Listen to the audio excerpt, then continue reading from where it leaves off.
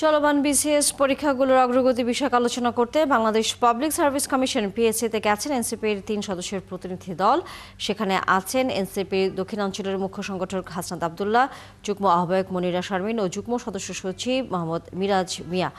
আমাদের সহকর্মী রাশেদ আনিস আছেন, সেই খবর নিয়ে আমরা তার সাথে যুক্ত হচ্ছি। রাশেদ, পিএসসিতে এনসিপির নেতারা আসলে কেন সেখানে গিয়েছেন এবং তারা সেখানে কি বক্তব্য দিয়েছেন?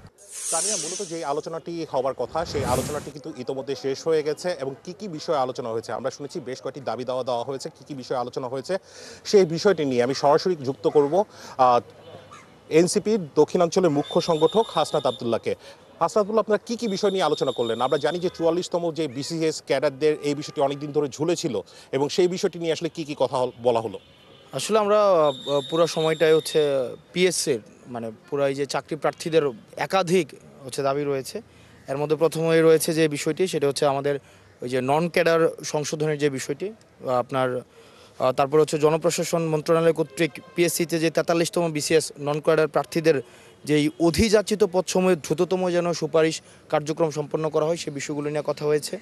44তম বিসিএসের আপনার দেখা গিয়েছে একবার ফলাফল দিয়ে দেওয়া হয়েছে, তারপরে এটাকে আবার পুনরায় ফলাফল দিবে, সেক্ষেত্রে আবার কিছু পদ যেন সৃষ্টি করে তারপরে সেখানে নিয়োগ দেওয়া হয় সেই বিষয়গুলো। কিন্তু আমরা দেখলাম সেখানে জটিলতা রয়েছে, অনেক ধরনের জটিলতা, এবং সবচেয়ে বেশি জটিলতা সৃষ্টি করছে মূলত জনপ্রশাসন মন্ত্রণালয়। পিএসসিকে এই ক্ষেত্রে আমরা অনেক বেশি আন্তরিক পেয়েছি, কিন্তু আমরা জনপ্রশাসন মন্ত্রণালয় সব ধরনের জটিলতা, কারণ দিন শেষে সিদ্ধান্তটা যা কিছু করতে চাক পিএসসি সেটার বিধি সংশোধন করতে হয় এবং বিধি সংশোধনের জন্য সেটা জনপ্রশাসন মন্ত্রণালয় যেতে হয়। আমরা সিস্টেমেটিক রিফরমেশনের জন্য আমরা যে কথাটা বলেছি সেটা হচ্ছে যেন ফলাফলটা যেন প্রকাশ করা হয়। একজন প্রিলিমিনারি প্রার্থী জানছে না উনি কত পাচ্ছেন, কাটমার্ক কত ছিল বা হাইয়েস্ট মার্ক কত ছিল, এই বিষয়গুলো সে পরীক্ষা দিচ্ছে কিন্তু জানছেন না। রিটার্ন পাস করার অন্তত 3 বছর পরে আবার ফি জমা দিয়ে রিটার্নের মার্কস জানতে হচ্ছে। ভাইভাতে 200 নাম্বারের রয়েছে, সেখানে এক ধরনের আমরা দেখেছি রাজনৈতিক এখানে ম্যানিপুলেশনের সুযোগ থাকার কারণে সেখানে দেখা যাচ্ছে যে সেই নাম্বারটি নিয়েও বিভিন্ন সময় ছোট করে যদি একটু জানতে চাই যে ওনারা আসলে কি আশ্বস্ত করেন? তো ওনারা যে বিষয়গুলো বলেছেন যে তাদের এক ধরনের আমলাতান্ত্রিক জটিলতা রয়েছে।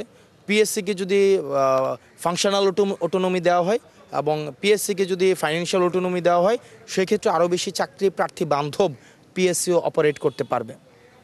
শুনছিলেন কি বিষয়ে কথা হয়েছে সেই বিষয়টি নিয়ে কিন্তু বলছিলেন হাসনাত আবদুল্লাহ। তানিয়া, ধন্যবাদ রাশেদ আনিস। নিশ্চয়ই ফিরবে পরবর্তীতে আবারও আপনার কাছে। দর্শক সহকর্মী রাশেদ আনিস ছিলেন আমাদের সাথে এতক্ষণ।